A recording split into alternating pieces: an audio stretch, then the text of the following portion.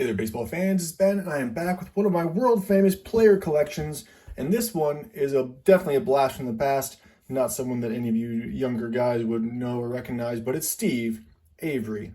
Steve Avery pitched for about 12 seasons from 1990 to 2003. I think he had a couple years off in between there. Mostly known for his time with the Braves. If you were a Braves fan in the 90s, then Steve Avery is definitely on your radar as one of those young guns pitchers with Tom Glavine, John Smoltz, and Pete Smith. Just an integral part of that early 90s Braves successful run there.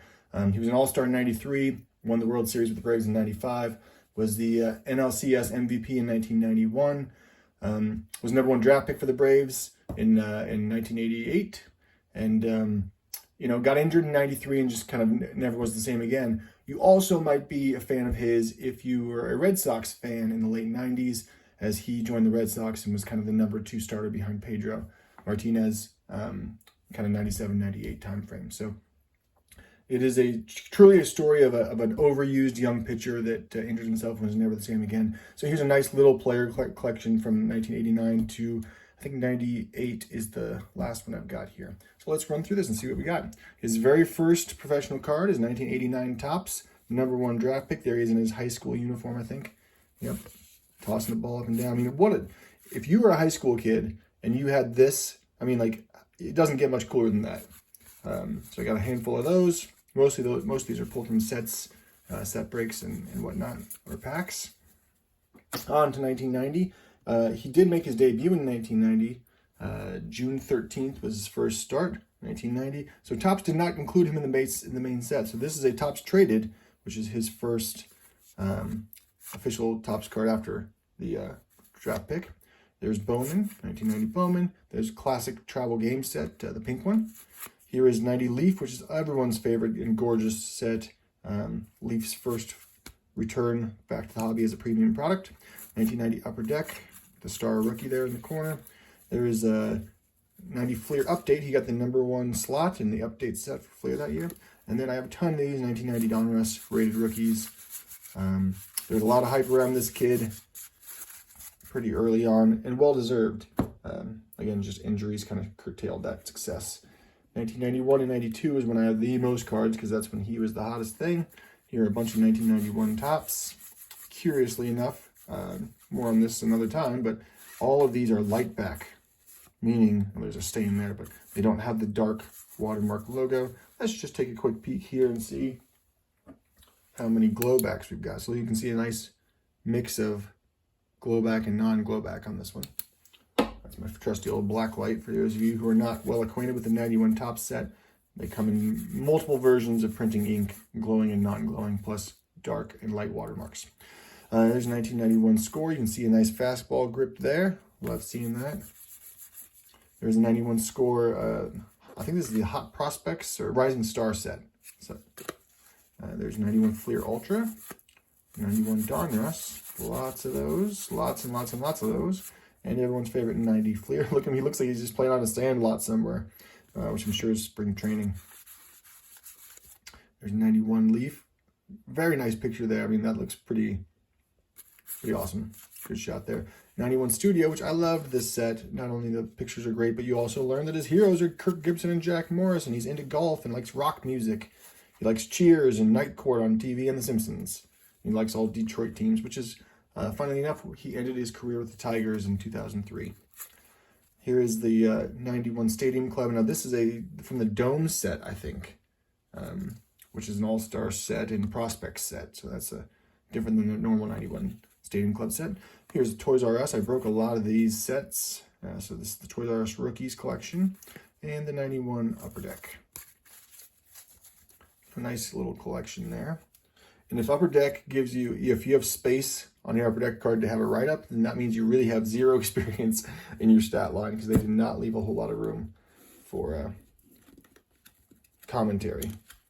All right, on to 1992. You see a nice shot there of his 92 Topps. And there's Topps Kids. I love that set too. This is the Upper Deck All-Star Fan Fest. This is from the gold version of the set, which is actually pretty rare.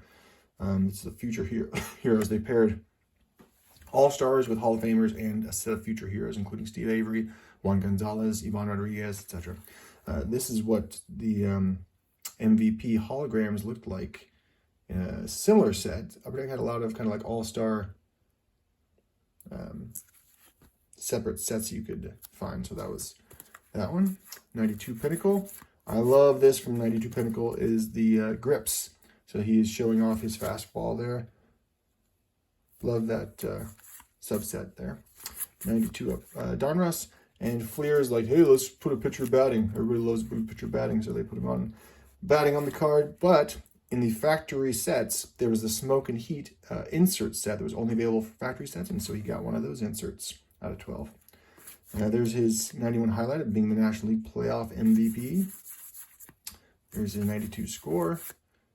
Triple play.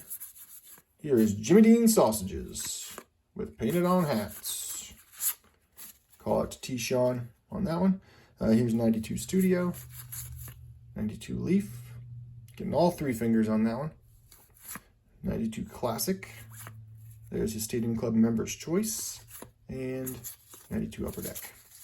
And then it starts to go downhill from there. 93 is when he had his injury. So there's Topps. There's Darnell's Triple Play. There's Topps Stadium Club, where you can see the card we have right here. I always like to put those cards together. You can find the rookie on the back. There's 93 Bowman. Toys R Us Young Stars, which was the first like retail set that was done by Stadium Club and ended up being a nicer set. There's Fleer Ultra. There's 93 Upper Deck. He also got the team card and checklist for Upper Deck that year. And 93 Donruss. On to 1994. We got 94 Score. There's 94 Fleer. There's 94 Pinnacle. Here is one of the many variations of Upper Deck sets that year. This is Collector's Choice, the blue version. This is Collector's Choice with the silver signature. This is Upper Deck, the future is now. 23 years old in 1994, which means 22, 21, 20. And he was 19 in 1990, I guess, when he joined the team. So just bananas. And then this is a Sportsflix. When Sportsflix tried to make a comeback, kind of. On to 1995. Just two cards here. We got 95 Bowman with the red foil up there. And 95 Score Select.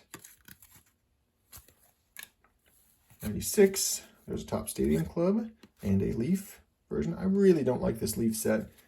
A lot of paper loss and stickiness going on with that set if you have any of those stored together. Excuse me. 97, he's over on the Red Sox now. 97 Donruss. I actually really love this 97 Fleer set. It's on paper stock, so it's actually super thin, but I don't know, I just, compared to all the glossy, thick cardstock ones of those 90s years, this 97 Fleer is understated, and just I really appreciate that set. And the last one is 1998 Score. I don't have anything from his time with the Reds in 99 or the Tigers in 2003. But that'll do it for Steve Avery. I do have a minor league card of his somewhere, with the Richmond Braves. And I have a press release, like, small 5x4 black and white photo of his, too, that I got from the former PR manager for the Braves. But those are off in collection somewhere else. So hope you guys enjoyed this look back at Steve Avery, and wherever you are out there, Steve, hope you're doing well. Hats off to you for being an impactful Major League ball player. I'll see you next time.